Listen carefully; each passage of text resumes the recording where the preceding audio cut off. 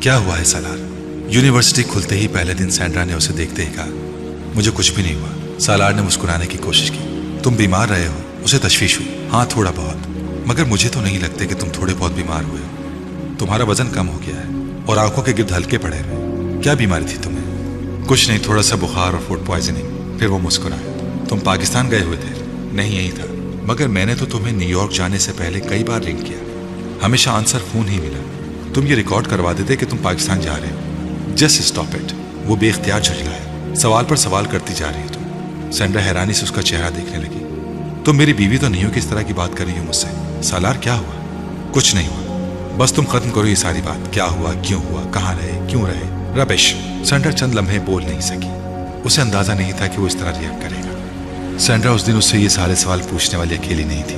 اس کے تمام دوست اور جاننے والوں نے اسے دیکھتے ہی کچھ اس طرح کے سوال، تبصرے یا تاثرات دیے تھے۔ وہ دن ختم ہونے تک بری طرح جھجلاہٹ کا شکار ہو چکا تھا اور کسی حد تک مشتعل بھی۔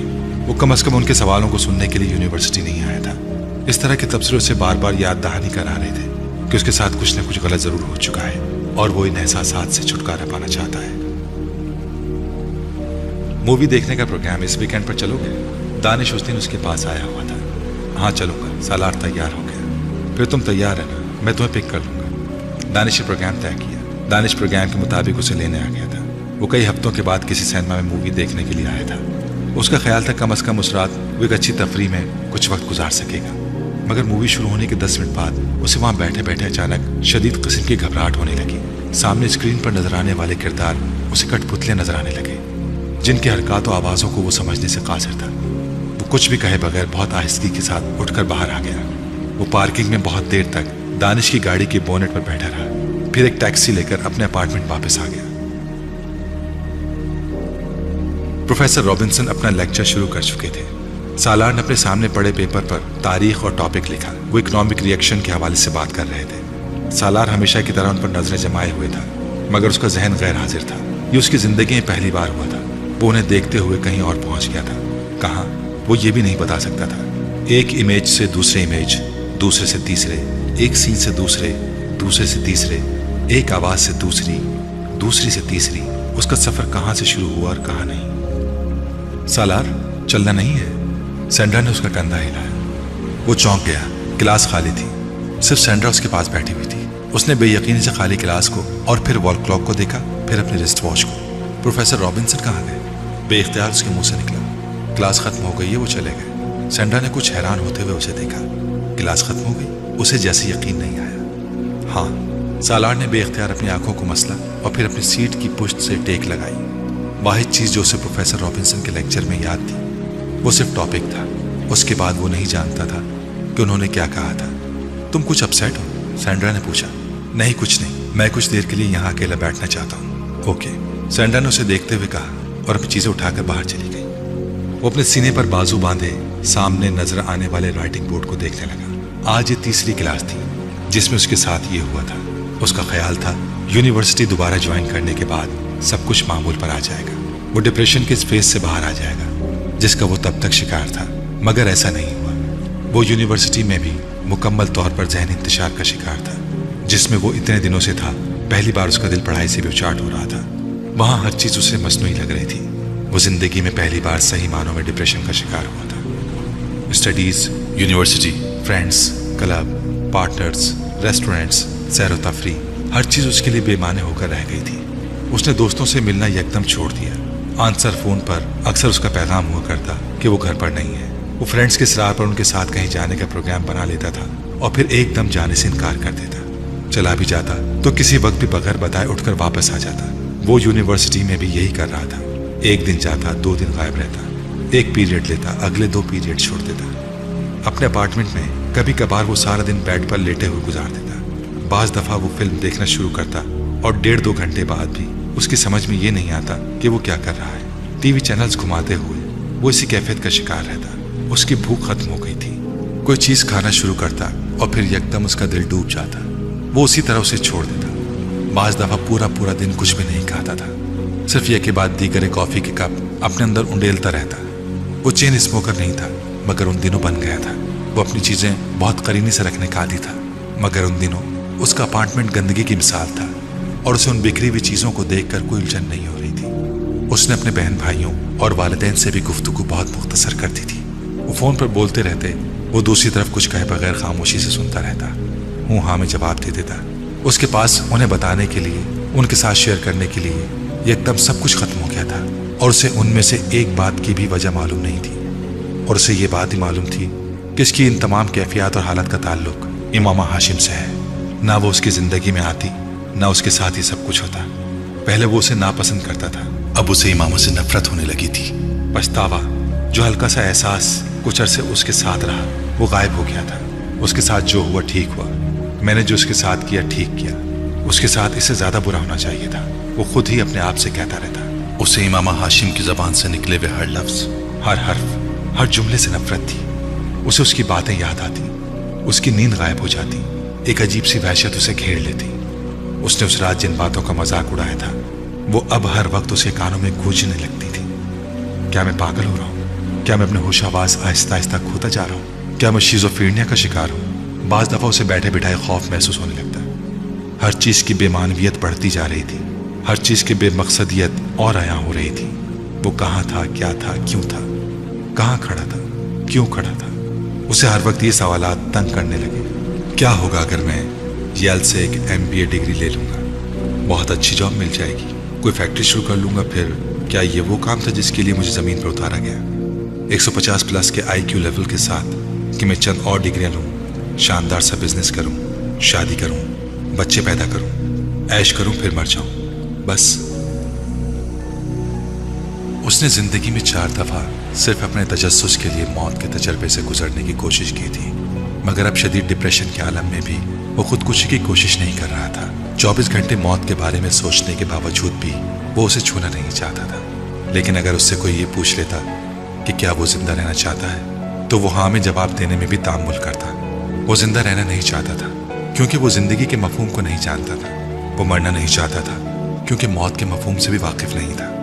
वो किसी खला में मुअल्लिक था, किसी दरमियान वाली जगह में, किसी बीच वाली कैफियत में, जिंदा रहते हुए मुर्दा, मुर्दा होते हुए जिंदा। वो सरशारी की इंतहा पर पहुंच रहा था, लम्हा ब लम्हा। 150 प्लस IQ लेवल रखने वाला वो शख्स जो अपने सामने कही और अनसुनी की जाने वाली कोई भी चीज़ नहीं भुला सकता था। सिगरेट का धुआं उड़ाते, बियर के घूंट लेते, नाइट क्लब में रक्स करते, महंगे रेस्टोरेंट में डिनर करते, अपनी गर्लफ्रेंड के साथ रात गुजारते, वो सिर्फ एक बात सोचता रहता, क्या ज़िंदगी का मकसद यही है? ऐश और आसाइश, शानदार लिबास, बेहतरीन खुराक, आला तरीन सहूलतें, 60-70 साल की एक ज़िंदगी, और फिर इसके बाद उस फिर का कोई जवाब नहीं होता। मगर उस फिर की वजह से उसकी ज़िंदगी के मामूलात बिगड़ गए थे। वो रफ्ता रफ्ता बेख्वाबी का शिकार हो रहा था। और ये उन्हीं दिनों था कि उसने अचानक मजहब में दिलचस्पी लेना शुरू की। डिप्रेशन से निजात के लिए वो बहुत से लोगों को यही काम करते देखता था। उसने भी यही काम शुरू कर दिया। उसने इस्लाम के बारे में कुछ किताबें पढ़ने की कोशिश की। तमाम किताबें उसके सर के ऊपर से गुजर गई। कोई लफ्ज़, कोई बात उसे अपनी तरफ नहीं खींच रही थी। वो खुद पर जबर करके चंद सफ़ात पढ़ता और उन किताबों को रख देता। कुछ वक्त गुजरने के बाद फिर उठाता, फिर रख देता। नहीं, शायद मुझे अमली तौर पर इबादत शुरू करनी चाहिए, इससे हो सकता है कि मुझे कुछ फ़ायदा हो। वो अपने आप को खुद ही समझाता। और एक दिन जब वो साद के पास था तो उसने यही किया, मैं भी चलता हूँ तुम्हारे साथ। उसने साद को बाहर निकलते देखकर कहा, मगर मैं तो इशा पढ़ने जा रहा हूँ। साद ने उसे याद दहानी कराई। मैं जानता हूँ। उसने अपने जॉगर्स की तस्में कसते हुए कहा, मेरे साथ मस्जिद चलोगे? वो हैरान हुआ। हाँ। वो खड़ा हो गया। नमाज पढ़ने के लिए? हाँ, सालार ने कहा। इस तरह देखने की क्या जरूरत है? मैं काफिर तो नहीं। काफिर तो नहीं हूँ, मगर चलो खैर, पढ़ लेना आज। साद ने कुछ कहते कहते बात बदल दी। मैं तो तुम्हें पहले ही कितनी बार साथ चलने के लिए कह चुका हूँ। सालार ने जवाब में कुछ नहीं कहा। वो खामोशी से चलते हुए उसके साथ बाहर आ गया। अब अगर आज मस्जिद जा ही रहे हो तो फिर जाते रहना, ये ना हो कि बस आज पहला और आखिरी विजिट ही हो। साद ने इमारत से बाहर निकलते हुए उससे कहा। बाहर उस वक्त बर्फबारी हो रही थी। मस्जिद रिहाइश की इमारत से कुछ फासले पर थी। वो एक मिस्री खानदान का घर था, जिसका निचला हिस्सा मस्जिद के तौर पर उन लोगों ने इस्तेमाल के लिए दिया हुआ था, जबकि ऊपर वाले हिस्से में वो लोग खुद रहते थे। बाज़ दफ़ा वहाँ नमाजियों की तादाद 10-15 के दरमियान ही रहती थी। साद मस्जिद तक पहुँचने तक सालार को इन तफसीलात से आगाह करता रहा। सालार खामोशी और कुछ लाताल्लुकी के आलम में सड़क पर एहतियात से फिसलती गाड़ियों और हर तरफ मौजूद बर्फ के ढेरों पर नजरें दौड़ाता उसके साथ चलता रहा।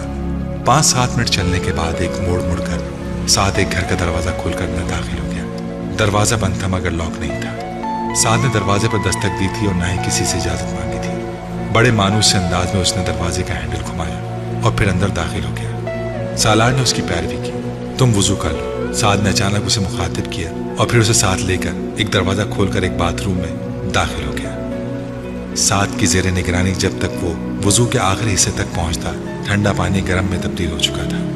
अपने बालों का मसा करते करते वो एक बार फिर ठटका। साद समझा उसे सही तरीका नहीं पता। उसने एक बार फिर उसे हिदायत की। वो खाली उस जहनी के आलम में अपने हाथों को एक बार फिर हरकत देने लगा। गुद्दी तक हाथ फेरते हुए उसका हाथ गर्दन में मौजूद जंजीर से टकराया।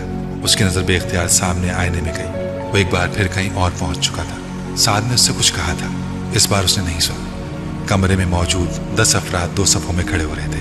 वो साद के साथ पिछली सफ में खड़ा हो गया। इमाम साहब ने इमामत शुरू कर दी। सबके साथ उसने भी नियत की। नमाज से वाकई सुकून मिलता है। उसने कोई 2 हफ्ते पहले एक लड़के को नमाज के मसले पर साद के साथ बहस में उलझा पाया था। मुझे तो मिलता है, साद ने कहा। मैं तुम्हारी बात नहीं कर रहा, मैं सबकी बात कर रहा हूँ। सबको मिलता है, उस लड़के ने कहा था। यह मुनहसिर है कि सब कितना इन्वॉल्व होकर नमाज पढ़ते हैं। सालार बड़े उकताए हुए अंदाज में उनकी बहस किसी मुदाखलत या तबसरे के बगैर सुनता रहा। उस वक्त वो लाशऊरी तौर पर नमाज में इन्हिमाक पैदा करने की कोशिश कर रहा था। सुकून, मैं वाकई देखना चाहता हूँ कि नमाज से सुकून कैसे मिलता है। उसने रुकू में जाते हुए अपने दिल में सोचा। फिर उसने पहला सजदा किया। उसके इस्तराब और बेचैनी में यक बयक इजाफा हो गया। जिन अल्फाज को वो इमाम साहब की ज़बान से सुन रहा था वो बहुत नामानूस से लग रहे थे। जो लोग उसके इर्द गिर्द खड़े थे वो उसे नाआशना लग रहे थे। जिस माहौल में वो मौजूद था वो उसे गैर फितरी लग रहा था। वो जो कुछ कर रहा था वो उसे मुनाफकत महसूस हो रही थी। हर सजदे के साथ उसके दिल दिमाग का बोझ बढ़ता जा रहा था। उसने पहली 4 रकअतें बमुश्किल ख़त्म की। सलाम फेरने के दौरान उसने अपने दाएं जाने वाले 1.5 उम्र शख्स के गालों पर आंसू देखे। उसका दिल वहां से भाग जाने को चाहा। वो जी कड़ा करके एक बार फिर खड़ा हो गया। उसने एक बार फिर नमाज में पूरी तरह मुनहमिक होने की कोशिश की। इस बार मैं पढ़ी जाने वाली आयत के हर लफ्ज़ पर गौर करूंगा। शायद इस तरह उसकी सोच का तसलसल टूट गया। नियत की जा रही थी। उसका दिल मजीद उचाट हो गया। सर का बोझ बढ़ता जा रहा था। उसने आयत के मफहूम पर गौर करने की कोशिश की। अल्हम्दुलिल्लाहि रब्बिल आलमीन। सूरह फातिहा की तिलावत शुरू हुई। अर्रहमानिर रहीम। उसने तवज्जो मरकूज रखने की पूरी कोशिश की। मालिक यौमिद्दीन। तवज्जो भटकी। इय्याका नअब्दु व इय्याका नस्तईन। उसे सूरह फातिहा का तर्जुमा आता था। उसने चंद दिन पहले ही पढ़ा था। इहदिनस सिरातल मुस्तकीम, सीधा रास्ता। उसने जहन में दोहराया, सिरातुल मुस्तकीम, सीधा रास्ता। उसका दिल चाहा वहां से भाग जाए। उसने वहां नमाज जारी रखने की एक आखिरी कोशिश की। सिरातुल लज़ी अनअमता। उसका जहन एक बार फिर पीछे गया। अलैहिम गैरिल मग़ज़ूबि अलैहिम वलद्दालीन। उसने अपने बंधे हुए हाथ खोले। वो आखिरी सफ में था। बहुत आहिस्तगी से चंद कदम पीछे गया और सफ से निकल गया। ये काम मैं नहीं कर सकता, मैं नमाज नहीं पढ़ सकता। उसने जैसे एतराफ़ किया। बहुत खामोशी के साथ वो पीछे होता गया। बाकी लोग अब रुकू में जा रहे थे। वो मुड़कर दबे कदमों मगर तेज रफ्तारी से बाहर निकल गया। मस्जिद से निकलते हुए उसके जॉगर्स उसके हाथ में थे। गायब दिमागी के आलम में वो बाहर सीढ़ियों पर खड़े होकर चंद लम्हे इधर उधर देखता रहा। उसके बाद वो सीढ़ियां उतर गया। पाँव में जुराबें और हाथों में जॉगर्स पकड़े वो खाली उस जहनी के आलम में इमारत की अकबी दीवार की तरफ आ गया। वहां भी एक दरवाजा और कुछ सीढ़ियां नजर आ रही थी मगर वो सीढ़ियां बर्फ से हटी हुई थी। दरवाजे पर मौजूद लाइट भी रोशन नहीं थी। उसने झुककर सबसे ऊपर वाली सीढ़ी को अपने जॉगर्स के साथ साफ किया और बर्फ साफ करने के बाद वहां बैठ गया। कुछ देर पहले होने वाली बर्फबारी अब खत्म हो चुकी थी। उसने सीढ़ी पर बैठकर अपने जॉगर्स पहन लिए। तस्मे कसने के बाद एक बार फिर सीधा होकर दरवाजे से टेक लगाकर बैठ गया। उसके दोनों हाथ जैकेट की जेबों में थे। जैकेट से साथ लगे हुए हुड को वो सर पर चढ़ा चुका था। सामने सड़क पर इक्का दुक्का गाड़ियों की आमदोरफ्त जारी थी। वो सीढ़ियों पर अपनी टांगें फैलाए, अपनी पुश दरवाजे से टेक लगाए उन इक्का दुक्का गाड़ियों और फुटपाथ पर चलने वाले लोगों को देखने लगा। वहां उस सर्द और कहर आलूद रात में खुले आसमान के नीचे बैठे हुए वो कुछ देर पहले मस्जिद के गर्म कमरे में ज्यादा सुकून महसूस कर रहा था। कम से कम बेहतर जरूर महसूस कर रहा था। उसने जेब में हाथ डालकर लाइटर निकाला और उसे जलाकर अपने पैरों के करीब सीढ़ियों पर पड़ी बर्फ को पिघलाने लगा। कुछ देर तक किसी सरगर्मी में मशगूल रहा। फिर जैसे उसने उतारकर लाइटर दोबारा जेब में डाल लिया। जिस वक्त वो सीधा हुआ उसने अपने बिल्कुल सामने एक औरत को खड़ा पाया। वो यकीनन उस वक्त वहां आकर खड़ी हुई थी जिस वक्त वो सीढ़ियों पर झुका अपने दोनों पांवों के दरमियान मौजूद बर्फ को लाइटर से पिघला रहा था। वो नीम तारीकी में भी उसके चेहरे की मुस्कुराहट को देख सकता था। वो मिनी स्कर्ट और एक मुख्तसर ब्लाउज में मलबूस थी। उसने फर कोट पहना हुआ था, मगर वो फर कोट आगे से दानिस्ता तौर पर खुला छोड़ा गया था। वो फर कोट की दोनों जेबों में हाथ डाले सालार के बिल्कुल सामने बड़े स्टाइल से खड़ी थी। सालार ने सर से लेकर पांव तक उसे देखा। उसकी लंबी टांगें उस सर्दी में भी बरहना थी। उसके अक़ब में मौजूद दुकानों की रोशनियों के बैकग्राउंड में उसकी टांगें यकदम बहुत नुमाया हो रही थी। उसकी टांगें बहुत खूबसूरत थी। कुछ देर तक वो उनसे नजरें नहीं हटा सका। उस औरत के पैरों में बूट नुमा हाई हील के जूते थे। सालार हैरान था कि वो बर्फ के इस ढेर पर इन जूतों के साथ कैसे चलती होगी। आई चार्ज 50 फॉर 1 आवर, उस औरत ने बड़े दोस्ताना अंदाज में कहा। सालार ने उसकी टांगों से नजरें हटाकर उसके चेहरे को देखा। उसकी नजरें एक बार फिर उसकी टांगों पर गईं। कई सालों पहले पहली बार उसे किसी पर तरस आया। क्या मजबूरी थी कि वो इस बर्फबारी में भी इस तरह बरहना फेरने पर मजबूर थी, जबकि वो उस मोटी जीन्स में भी सर्दी को अपनी हड्डियों में घुसते महसूस कर रहा था। ओके, $40। उस खामोश को देखकर उस औरत को अंदेशा हुआ कि शायद वो कीमत उसके लिए काबिल कबूल नहीं थी, इसलिए उसने फौरन उसमें कमी कर दी। सालार जानता था कि $40 भी ज्यादा थे। वो सड़क पर $20 में भी 1 घंटे के लिए किसी लड़की को हासिल कर सकता था। वो 35-40 की थी और बात करते हुए मोहतात नजरों से सड़क पर इधर उधर देख रही थी। सालार जानता था यह एहतियात किसी पुलिस या पुलिस वाले के लिए थी। Okay 30, no more bargaining, take it or leave it.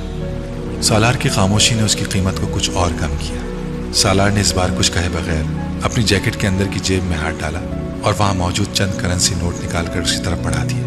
उसके पास उस वक्त वॉलेट नहीं था। उस औरत ने हैरानी से उसे देखा और फिर उन नोटों को उसके हाथ से झपट लिया। वो पहला ग्राहक था जो उसे एडवांस पेमेंट कर रहा था, और वो भी $50, जबकि वो अपनी कीमत कम कर चुकी थी। तुम मेरे साथ चलोगे या मैं तुम्हारे साथ?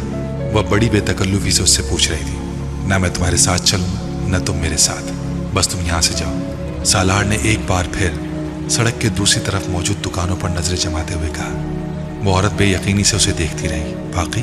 हाँ, सालार ने बेतासुर लहजे में कहा। तो फिर तुमने ये क्यों दिए हैं? उस औरत ने अपने हाथ में पकड़े नोटों की तरफ इशारा किया। ताकि तुम मेरे सामने से हट जाओ। मैं सड़क के उस पार दुकानें देखना चाहता हूँ और तुम उसमें रुकावट बन गई हो, उसने सर्द बहरी से कहा। औरत बेइख्तियार कहका लगा कर हंसी।